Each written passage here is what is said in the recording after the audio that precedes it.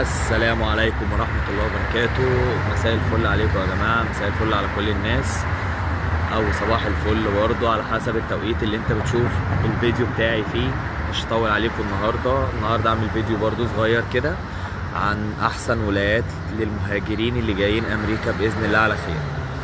بص بقى يا باشا، لو بتفكر تهاجر أمريكا ففي 5 ولايات من وجهة نظري ممكن تكون هي كويسة، يعني بناء على اللي انا شفته هنا او اراء صحابي اللي عايشين في اكتر من ولاية، فدي من وجهة نظري انا ومن وجهة نظرهم.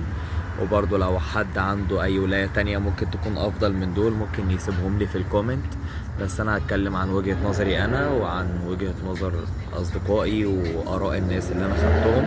فانا طلعت ب5 ولايات بالنسبة لي هم الافضل. فاول ولاية هي نيو جيرسي. الولاية